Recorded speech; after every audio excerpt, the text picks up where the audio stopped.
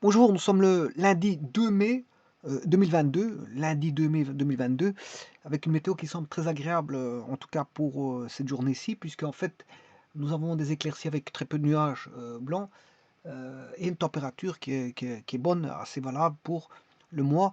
Et donc, c'est une température euh, qui peut augurer de très bonnes choses en extérieur. Vous pouvez travailler en extérieur en toute simplicité, profiter de ce temps qui vous est proposé euh, au niveau météorologique et c'est c'est très bon pour travailler en extérieur sans aucun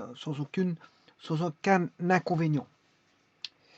Alors ici je vais faire une vidéo qui va concerner donc la loi, ça va concerner la loi, c'est une loi, hein, bon donc c'est comme ça, c'est toujours comme ça. La loi, c'est une loi de transmission euh, des poulies. La loi de transmission des poulies.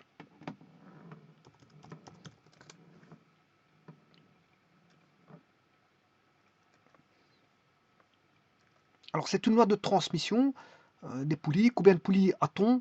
On en a deux. Ici on a deux poulies. Bon, généralement on a une petite et une grande, hein. Bon, généralement ça se passe comme ça.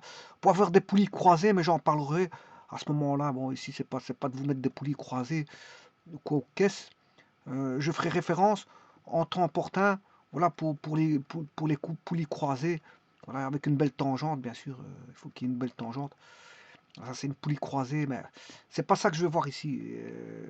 C'est pas d'expliquer les types de croisements qu'on peut avoir, ou s'il y a croisement ou pas. En tout cas, moi, je vais mettre une poulie normale, une transmission normale, comme ceci.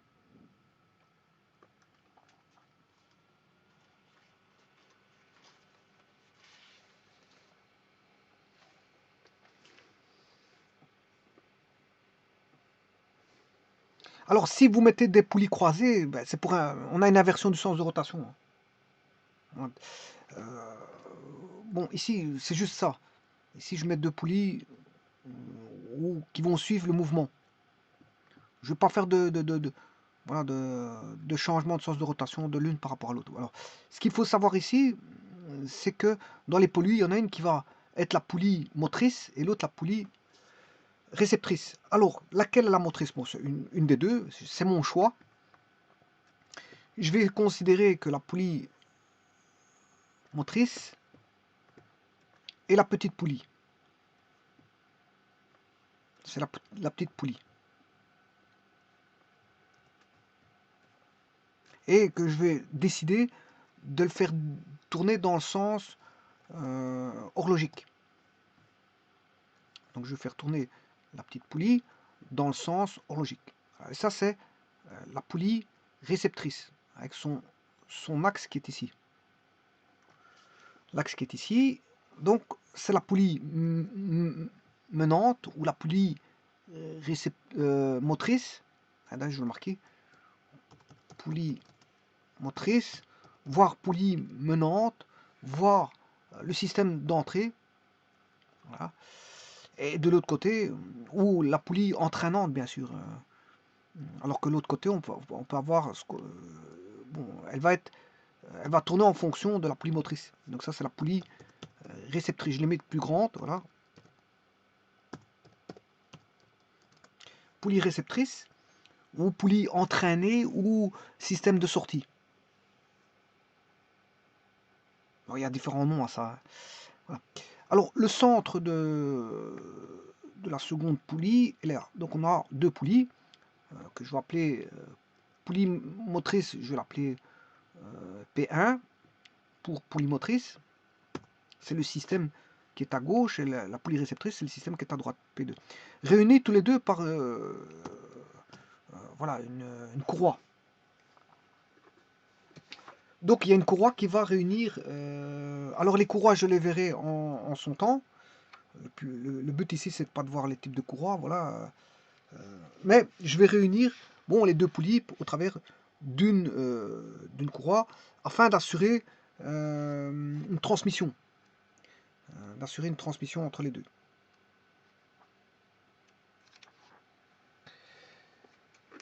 Et donc, la transmission ici, c'est une transmission, vous aurez compris que c'est une transmission circulaire.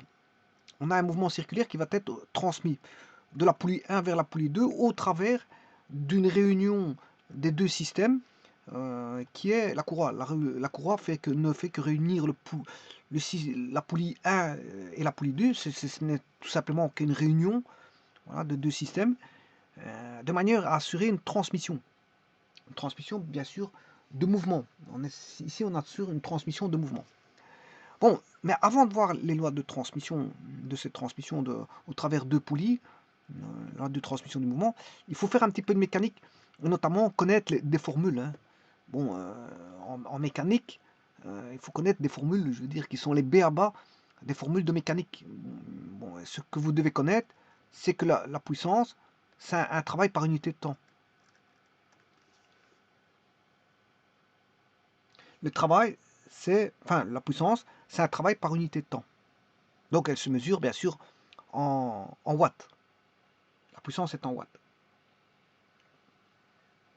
Bon, mais vous savez très bien qu'en mécanique, le travail c'est une force fois un déplacement. Voilà. Par unité de temps. Ça c'est toujours la puissance. Donc la puissance c'est aussi une force. Alors si je réunis maintenant le rapport D sur T, ben, c'est une vitesse. Donc une force fois une vitesse, ben, c'est aussi une puissance. Une force fois une vitesse, c'est une puissance.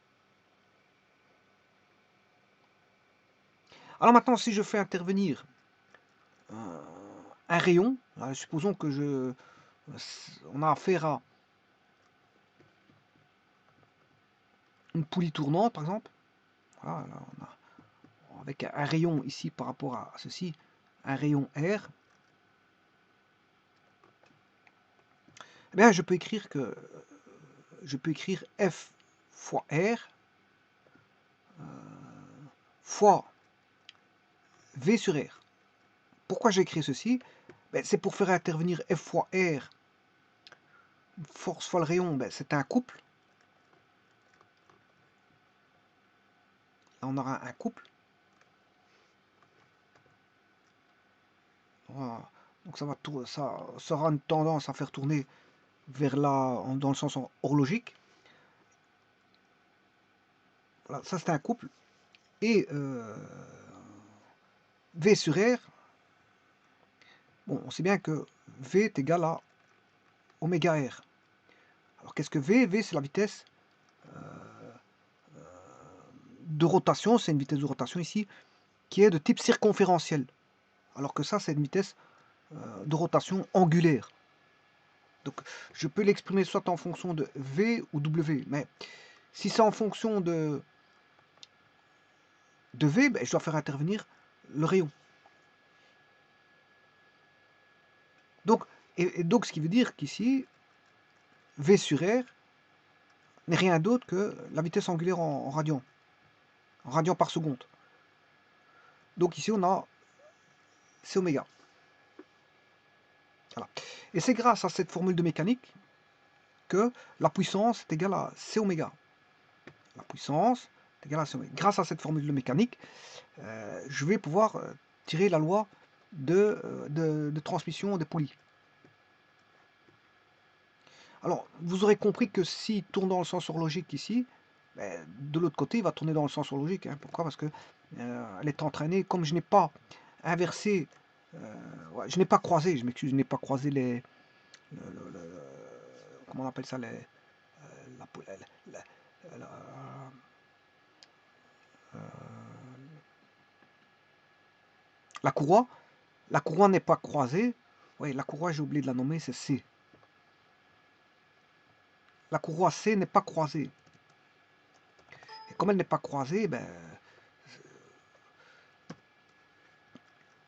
la rotation va aller dans le même sens que la rotation de la poulie réceptrice va aller dans le même sens que la poulie motrice. Donc on a le sens de rotation qui est un invariant ici. C'est un invariant. Bon, maintenant, voyons voir quelles sont les grandeurs que l'on a à faire. Alors ici, ce qui va se passer, on a une puissance P1.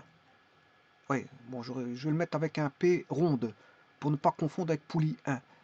Alors on a P ronde 1 qui est la puissance de la poulie motrice et P ronde 2 qui est la puissance de la poulie réceptrice.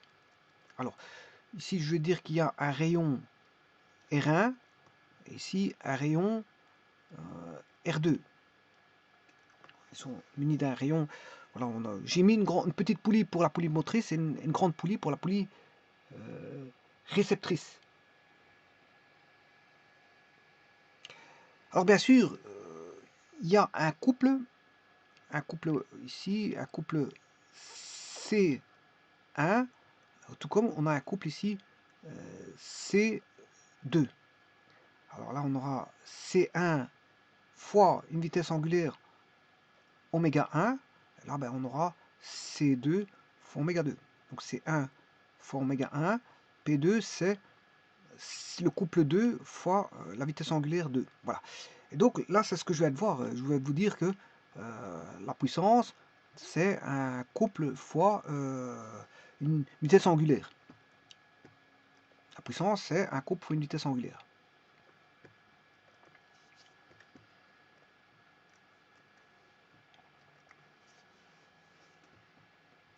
Bon, maintenant, les lois de transmission des poulies, ben, si on a mis une courroie, ben, la courroie, bon, et tout d'abord, il y a une partie qui est tendue et une partie molle. Où est la partie molle? La partie tendue, je vais mettre avec une certaine couleur, de la courroie.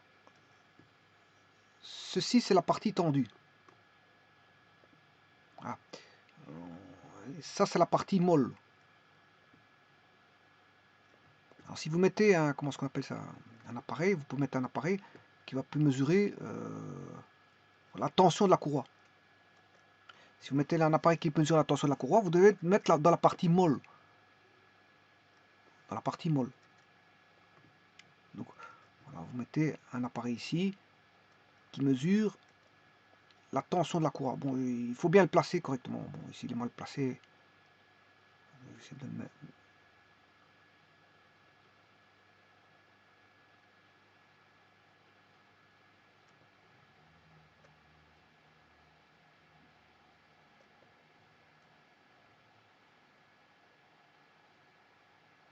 Voilà. On sait voir la tension de la courroie grâce à un appareil.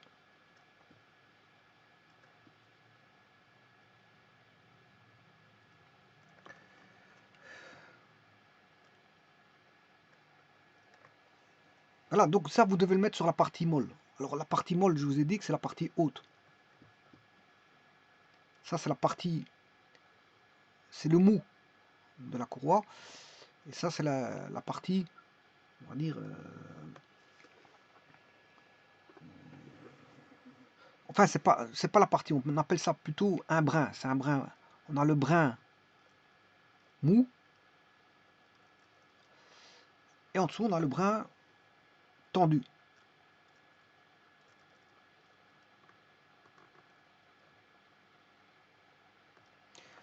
Bon, donc ici, on a une courroie qui va relier donc, la poulie motrice à la poulie réceptrice. Et le tout, c'est que la puissance en P1, elle est transmise en... la puissance de la poulie P1 est transmise à la puissance de la poulie motrice. Bien sûr, ici, on va considérer qu'il n'y a pas de perte.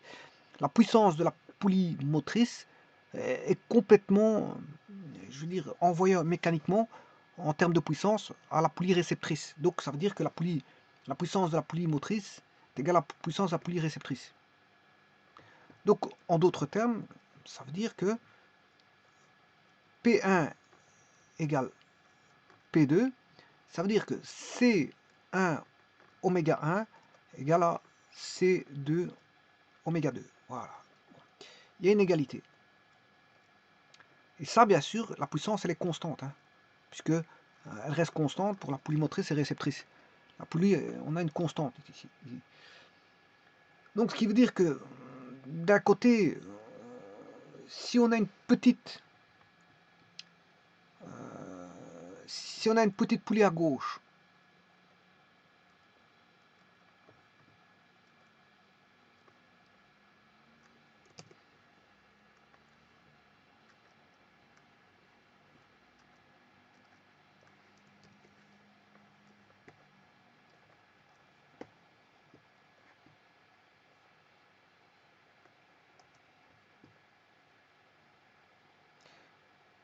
Si on a une petite poulie à gauche,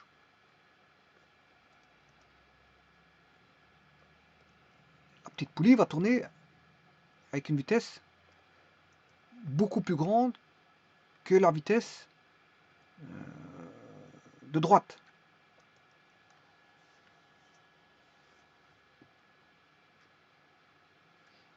Et en plus de ça, comme on a un petit rayon R1, dans ce cas-ci, le rayon R1 est tout petit, on a un petit couple à gauche. Donc ici, le couple C1, il est petit, du fait qu'on a un petit rayon. On a un petit rayon, hein. Je vous rappelle que c'est le couple, c'est une force fois un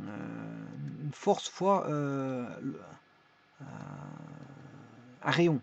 Une force fois un rayon. Voilà, la force fois rayon, c'est le couple. Force fois rayon, ici, j'avais dit tout à l'heure que la force fois le rayon faisait le couple. La force fois le rayon fait le couple. Le rayon fois la force, ben, ça va donner le couple. Mais si le rayon est petit, ben, le couple il sera petit.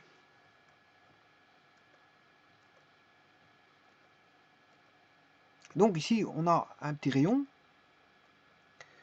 La force de tension, elle est la même. Hein. Bon, que ce soit pour la poulie P1 ou P2, la force, elle est la même. C'est la transmission qui fait ça. La force, elle est la même pour les deux. Donc, ce qui veut dire que là, on a le couple en C1, il est petit, et C2, il est plus grand. Ce qui veut dire que, inversement, la vitesse ici, comme le rayon est très petit, on a une vitesse très grande, on a une grande vitesse, et là, d'office, on a une petite vitesse. Donc, on a ici, dans ce cas-ci, comme le rayon R1 est plus petit que R2, la vitesse oméga 1 est beaucoup plus grande que oméga 2, et le couple C1 est plus petit que le couple C2. Alors ça, c'est en termes de vitesse angulaire.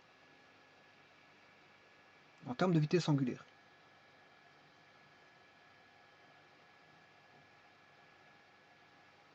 Maintenant, autre chose, je pourrais dire que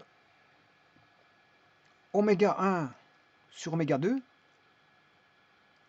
est égal à C1, C2 sur C1. Le rapport des vitesses angulaires est égal au rapport des couples. Oméga 1 sur oméga 2 est égal à C2 sur C1. Donc, le rapport des vitesses oméga 1 par rapport à oméga 2 est égal à l'inverse du rapport des couples.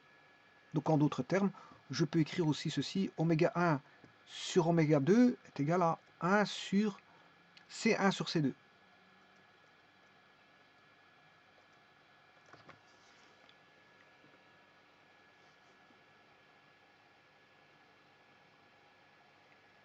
Maintenant, voyons voir en termes de vitesse circonférentielle. Alors, la vitesse au point, si je prends ici un point A, et ici un point B, ben, les vitesses circonférentielles sont les mêmes, c'est la même courroie. Sinon, la courroie, soit elle se déchire, soit elle serait distendue, soit très tendue et qu'elle se casserait. Donc, pour ne pas qu'elle casse, bon, les vitesses en A et en B sont les mêmes. La vitesse est la même. Dans le sens, ça veut dire quoi? Ou je pourrais dire, cette façon de dire, c'est que tous les points de la courroie, voilà, tous les points AB que je pourrais mettre en tout point, hein, tous les points de la courroie. Donc les points AB, j'ai choisi le point A qui est ici, mais le point A, j'aurais pu le mettre là, point là. Donc tout ça constitue la courroie. Tous les points de la courroie, en prenant deux points distincts de la courroie, voilà, je pourrais prendre tout point de ceci, en prendre deux, et voilà, et de se dire que tous les points de la courroie ne se rencontrent jamais. Ils vont jamais se rencontrer. Donc on pourrait dire que les vitesses linéaires sont les mêmes en tout point. Et donc si je prends deux points A et B, ben, la vitesse en A est égale à la vitesse en B. Donc là, j'ai une nouvelle écriture qui va faire en sorte qu'on aura la vitesse circonférentielle VA, la vitesse circonférentielle VA est égale à la vitesse circonférentielle en B. Bon, je vous rappelle que la vitesse, c'est ça c'est la vitesse circonférentielle en mètres par seconde, est égal à la vitesse angulaire qui est en radians par seconde fois le rayon. Voilà. Et ici, attention qu'on tourne à vitesse constante, hein. Il n'y a pas d'accélération ici. Donc ici, on fait ce qu'on appelle, on a en MCU, hein, mouvement circulaire uniforme.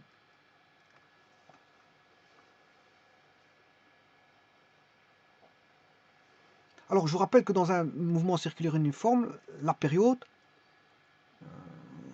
on sait bien que oméga est égal à 2pi fois t. 2pi t.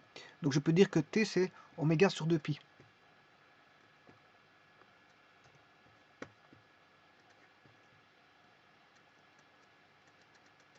Ah. Et ça, c'est la période.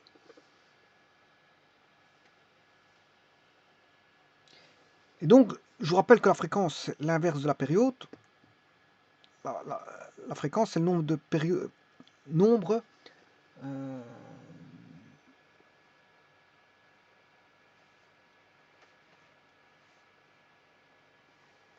c'est le nombre de tours par seconde. Hein. Donc, la fréquence, c'est le nombre de cycles par seconde. Nombre de cycles. Bon, donc ici, je peux écrire que c'est 2pi sur oméga, puisque c'est l'inverse de pi sur oméga. Donc, c'est puisque bon, f est égal à, bien sûr, 1 sur t.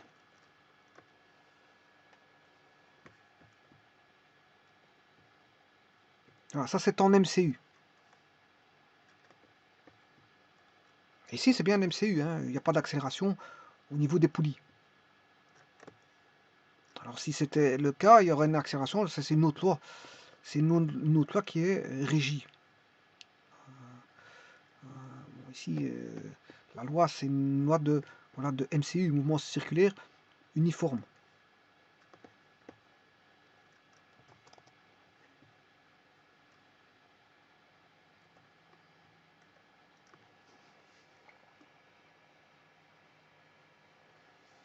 Alors, on va dire que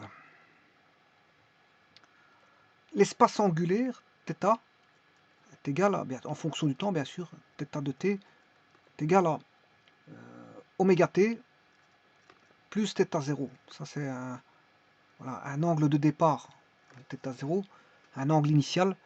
Là, vous allez avoir l'angle θ. θ à n'importe quelle époque t, en faisant tout simplement la vitesse angulaire fois le temps, puisque c'est un MCU. C'est la loi du MCU. Voilà. Alors, c'est grâce à ça que je vais écrire l'égalité des vitesses. Donc, VA égale VB, sachant que VA, c'est oméga R. Donc, on aura oméga A fois R1 est égal à oméga B fois R2. Et donc, déjà là, qu'est-ce qu'on peut écrire que vous voyez que oméga A, je peux écrire que c'est R2 sur R1 fois oméga B. Voilà. Alors, quand est-ce que oméga A sera plus grand que oméga B? Pour ça, oméga A plus grand que oméga B, si le rapport R2 sur R1 est plus grand que 1, c'est-à-dire R2 plus grand que R1. Alors, oméga A sera plus petit, égal, c'est quand R2 égale R1. Hein. Là, ils seront à la même vitesse angulaire. Pour avoir la même vitesse angulaire, il faut que les deux poulies soient de même rayon. Alors, si on a les deux poulies de même rayon, les vitesses angulaires sont égales. Mais ici, vous aurez compris que la vitesse angulaire ici est plus grande du côté de la poulie de rayon R1. Parce qu'elle est plus petite. Et donc, c'est ce que je dis ici. Voilà, en A, oméga A est beaucoup plus grand que B. Et si on a l'inverse, si R2 est plus petit que R1. Bon, dans mon cas de figure que j'ai pris ici en exemple, R1 Oui, si je l'appelais avec petit R1, bon, je l'ai remis grand R, c'est pas un problème ça. Voilà, c'est pas un problème. Bon, alors R1 est plus petit que R2. Donc la vitesse angulaire est beaucoup plus grande à ce niveau-ci, en A.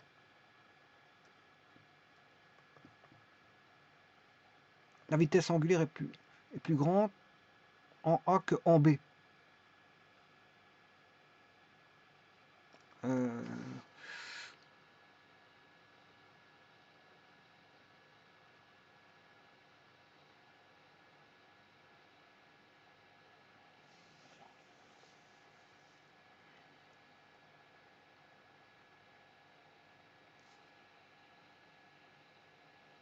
et c'est ça, c'est bien juste parce que si R2 est plus grand que R1, ça veut dire que R1 est petit par rapport à R2. R1 est plus petit que par rapport à R2. Donc c'est bien juste, hein. R1 est plus petit que R2, donc la vitesse angulaire est beaucoup plus grande en A. R1 est plus petit que R2, donc la vitesse angulaire en A est plus grande que celle en B.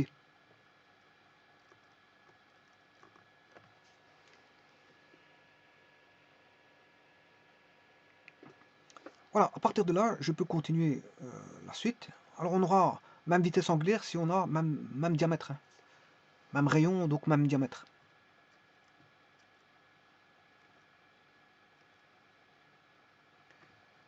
Bon, ici, normalement, c'était petit r. J'aurais dû commencer par des petits r, mais enfin bref. Bon, je vais recommencer avec des petits r parce que c'est vrai que c'est des petits r. Donc ce que je peux écrire, c'est VA est égal à VB. On a une transmission, je veux dire, parce que bon, les points A et B ne se rencontreront jamais, donc c'est qu'ils vont à la même vitesse. On a une transmission.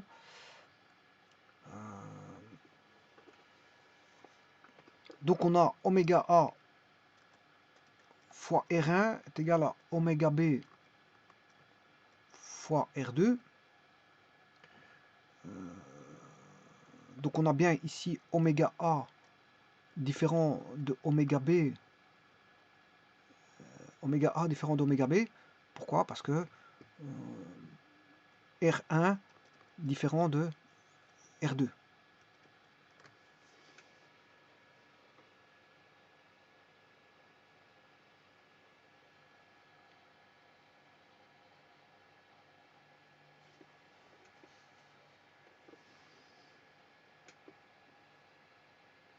Alors maintenant, je vais rechercher en... Ça, c'est le oméga, il est en radians par seconde.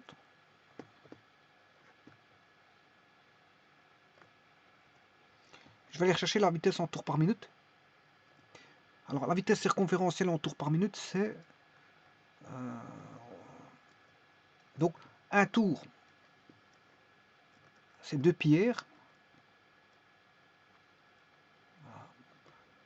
2 pi r, c'est un tour. Ça, c'est un tour. Alors, si on fait n tours par minute, voilà, fois n, pour avoir nombre de tours par minute. Donc ça, c'est... n est en tours par minute, hein. N, c'est le nombre de tours par minute. Donc, sachez que n égale nombre de tours par minute. Voilà, c'est une vitesse, on va dire, en tours. Alors pourquoi cette vitesse-là? Parce qu'en mécanique, c'est fort utilisé ça. Il y a beaucoup de machines qui tournent. Ce qui nous intéresse dans la machine, c'est le nombre de tours du système.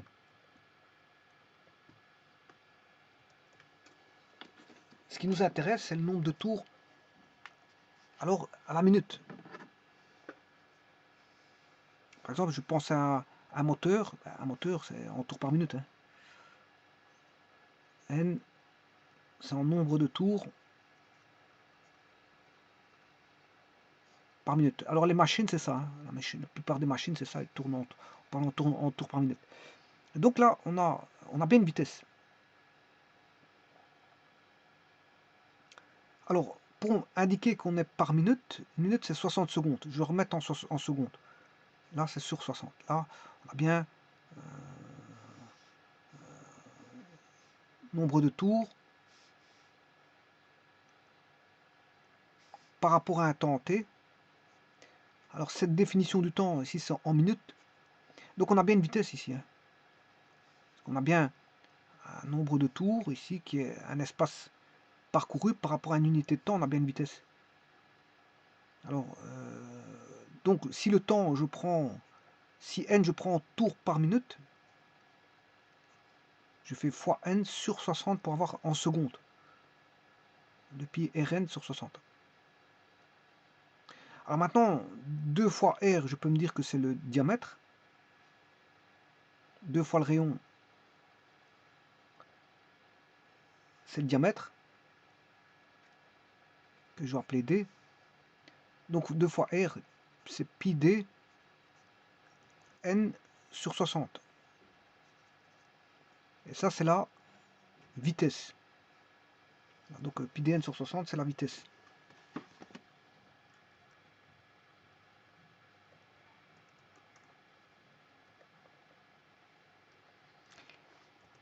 Donnée, c'est une vitesse donnée en fonction, bien sûr, du nombre de tours.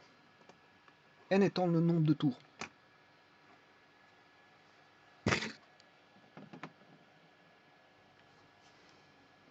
Bon, en d'autres termes, si vous voulez le nombre de tours, vous appliquez combien de tours que ça fait, combien de tours il a fait, combien de tours a fait la poulie ou la machine, peu importe. Il suffit de sortir le n. Hein. Le n égale 60V sur pi d.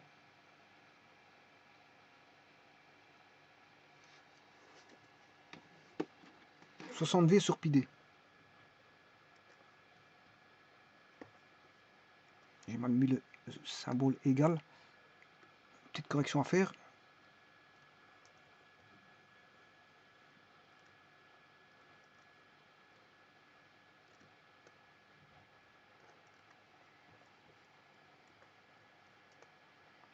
Voilà, et ça c'est si vous voulez le nombre de tours, 60V sur pi d. Bon, mais moi je travaille ici avec le pi d n sur 60, la vitesse circonférentielle.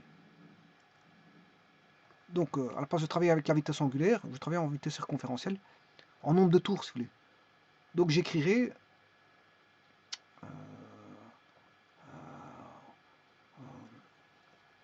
donc je viens de vous dire que la vitesse c'est pi dn sur 60, où d est le diamètre.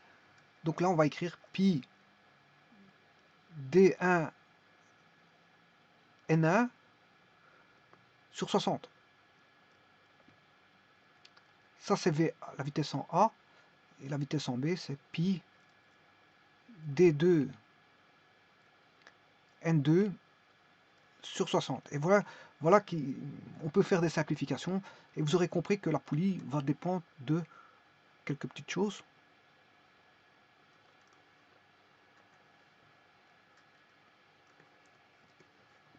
Voilà. Et la loi des poulies va sortir de là.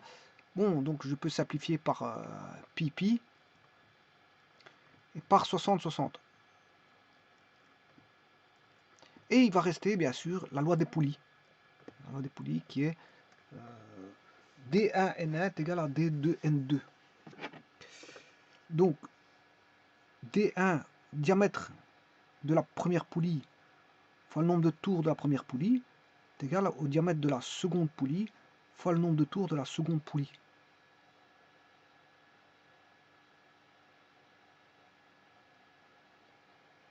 Bon, maintenant je peux faire aussi des rapports. Hein. Ce sera N1 sur N2 est égal à D2 sur D1. Donc 1 sur D1 sur D2. Alors, ce sera des rapports inverses. Bon, on ne sait pas se tromper là-dessus. Hein. Je veux dire, maintenant, D1 sur D2 vaudra 1 sur N1 sur N2. Ça reste vrai. Donc le rapport des diamètres est inverse au rapport des vitesses. Le rapport des diamètres de poulies D1, D2 D1 par rapport à D2 est égal au rapport inverse Alors si je fais D2 sur N D1, mais c'est égal à l'inverse de N2 sur N1. On peut voir ça dans toutes les moutures possibles. Voilà, en tout cas, on a toujours, si on fait un rapport de vitesse, mais c'est égal au rapport, à l'inverse du rapport des diamètres. Alors maintenant, c'est vrai aussi pour les rayons. Hein. N1 sur N2 est égal à 1 sur R1 sur R2. C'est vrai, D1 N1, c'est aussi R1, puisque le diamètre, c'est rien d'autre que 2 fois le rayon. Hein. Bon, si j'ai fait une bêtise. Bon.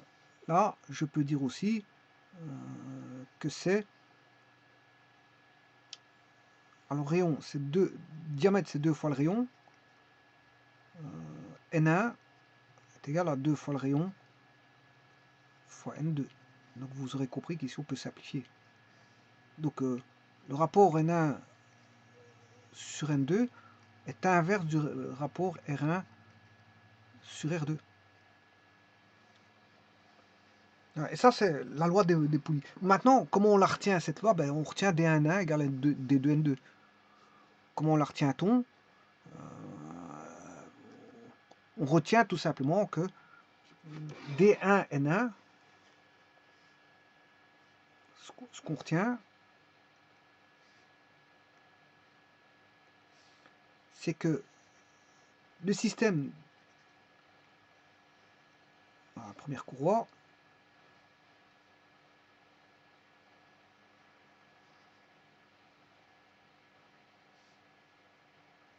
on a un diamètre ici bien sûr D1, et ici on a, bon il passe pas par le centre, mais enfin bref on s'en fout de ça. Bon, le centre il est là, voilà. D2, D1, N1, et là on a D2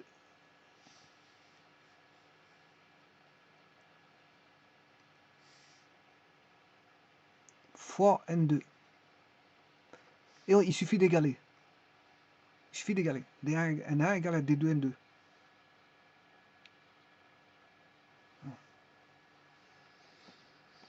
Et donc ça c'est la loi de transmission des poulies. Hein. La loi de transmission des poulies assez simple à trouver. Bon, d'ailleurs maintenant je vais le remettre en écriture plus normalisée. D1 N1 est égal à D2 N2. Ça c'est la loi des poulies. Ou bien sûr la poulie. Je vais mettre une poulie ici, une autre une poulie là-bas.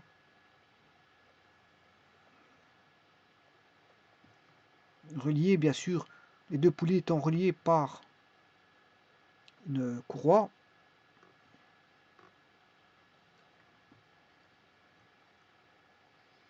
Et là, on mesure bien sûr le diamètre D1, diamètre D2. Maintenant, il faut connaître le nombre de tours de la machine, de la poulie motrice. Donc, si vous connaissez la poulie motrice, si par exemple celui-ci c'est la poulie motrice, PM, poulie motrice, vous connaissez sa vitesse de rotation parce que elle est accouplée à un moteur dont vous savez régler la vitesse de rotation du moteur. Donc vous réglez la vitesse du moteur pour avoir une certaine vitesse à l'axe, c'est-à-dire que la poulie réceptrice soit entraînée par un moteur. Hein, voilà, on peut mettre un moteur derrière. On va mettre un moteur ici. Voilà. Elle est entraînée par un moteur qui est là.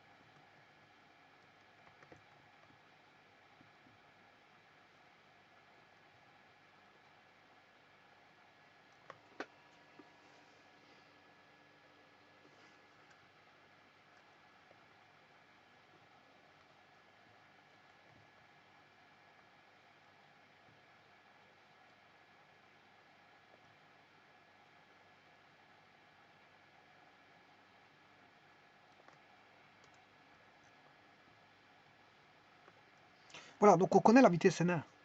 On connaît, bien sûr, le diamètre, vous savez mesurer. Donc, vous savez trouver la vitesse N2. Puisque la vitesse N2, ce sera D1, N1, le tout sur N2, sur D2. Donc, mais D1, D2, on sait mesurer. Hein. Voilà, les dents, enfin, pas les dents, je m'excuse, c'est des poulies. Les diamètres, on sait les mesurer. Hein.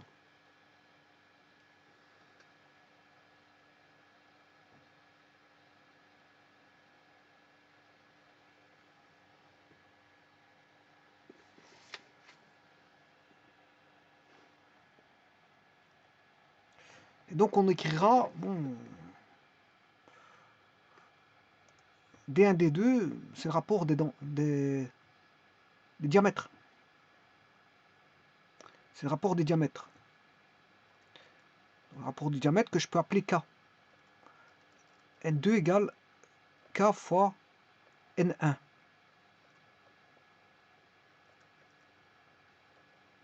Voilà. N2 égale K fois N1. La vitesse N2, c'est K fois N1. Où K vaut le rapport D1 sur D2.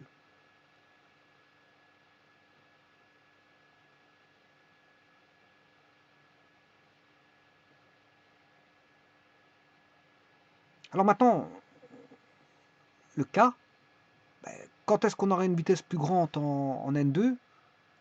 N2 sera plus grand que N1 si K est plus grand que 1. K plus grand que 1, N2 plus grand qu'N1.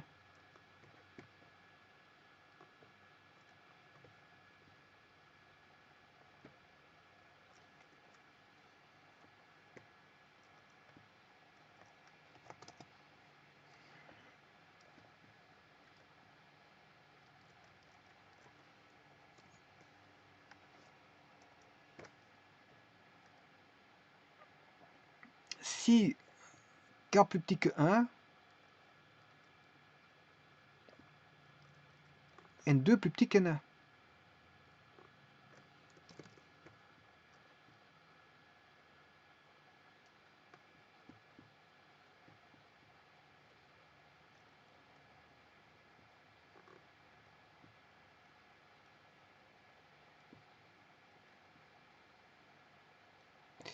Non, si K vaut 1, N2 égale N1.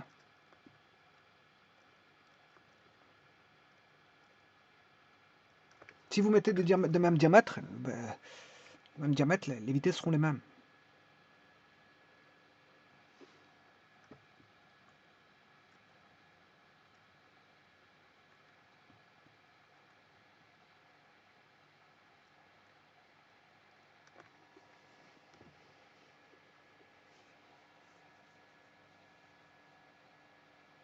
On pourrait dire que K est un rapport de transmission. On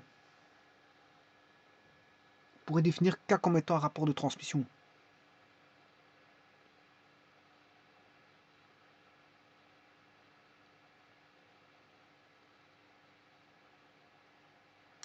Et donc,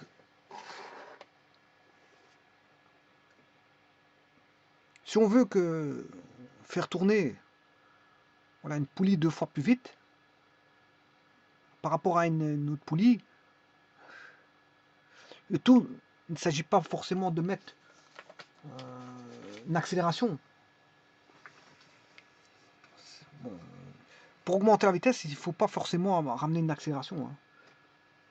On pourrait croire que bon, toute accélération amène une augmentation de vitesse. Oui, c'est vrai. Il n'y a pas que. Parce qu'ici, vous voyez que un système de transmission augmente la vitesse. Hein. Parce que vous voyez que vous faites tourner à vitesse constante, voilà, une poulie motrice, et la poulie réceptrice tournera moins vite. Moins vite ou plus vite en fonction du facteur de K. Moins vite ou plus vite. Ben, bien sûr, moins vite ou plus vite avec une vitesse constante. Hein. Ce moins vite est constant, et ce plus vite est constant. Puisqu'on a un système là fixe. C'est un système fixe. C'est pas un système variable. Voilà, on a une vitesse. Si, on peut faire varier la vitesse du moteur. Hein. Si on fait varier la vitesse du moteur, ben, la poulie ici aurait une vitesse variable. Cette poulie ici aurait une vitesse variable. Et si celle-ci a une vitesse variable, ben, on pourra modifier la vitesse de celui-là comme on veut, en fonction de la vitesse de la poulie motrice. Donc, quelque part, oui, on peut voilà, s'amuser à faire voilà, un système de démultiplication, voire démultiplication, de rabaissement de vitesse au travers des systèmes par poulie. Hein.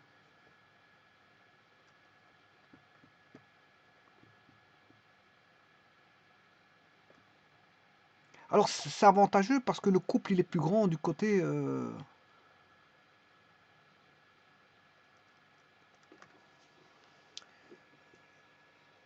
enfin, donc ici bon c'est un système où on peut modifier les vitesses. Bien sûr la vitesse. En fait la différence ici c'est qu'on a deux systèmes. Hein. On a un système 1 qui est la poulie motrice et on a un système 2. On modifie voilà la vitesse du système 2 par modification du système 1. Je modifie le système 1 en vitesse. En fait, c'est tout simplement à partir du système 1, il est contrôlé, puisque la vitesse motrice, due au moteur, je peux la réguler. Je peux le réguler. Il y a des moteurs à vitesse variable. Donc, on peut réguler voilà, la vitesse d'un moteur. Et donc, la poulie, bien sûr, comme elle est mise sur le moteur, on peut faire varier la vitesse de la poulie. Et donc, grâce à ce système-là, que je peux faire varier la poulie du système 1 au travers un moteur, voilà, je peux faire modifier la vitesse d'un second système qui est relié au premier système. Donc on peut contrôler la vitesse d'un second système, c'est ça que je veux dire. On peut contrôler la vitesse d'un second système grâce à, à ce jeu-là de poulies. Donc c'est bien une transmission. Hein. Le but, qu'est-ce qu'on veut, la manœuvre c'est quoi? Mais c'est de transmettre la vitesse. Hein. C'est de transmettre pas forcément la même vitesse, parce que pour avoir la même vitesse, il faut k égale 1, c'est-à-dire nombre de n2 égale n1, c'est-à-dire que d1 égale d2. Bon, pas forcément, on ne veut pas avoir forcément une même vitesse, hein, c'est pas ça qu'on veut. On veut par exemple diminuer la vitesse d'un système 2. Donc là, c'est désaccouplé. Hein. Le système 1 n'est pas le système 2, c'est deux systèmes désaccouplés. Le système 1, c'est le système 1, il est commandé, voire contrôlé, parce que s'il y a une régulation possible de vitesse, ben, il est contrôlé. Voilà. Et donc, le système 1, il est contrôlé, et je peux commander un système 2 au travers du système 1. Donc, on peut commander une certaine vitesse d'un autre système à partir de ce système-là, à partir du système de transmission par poulie. Par poulie et courroie, bien sûr. Hein. Parce que ici, les systèmes sont réunis entre les deux. Il y a deux poulies, d'accord. Système 1, c'est une poulie, système 2, c'est une poulie, mais on a une transmission qui va faire la liaison des deux systèmes, qui est la courroie.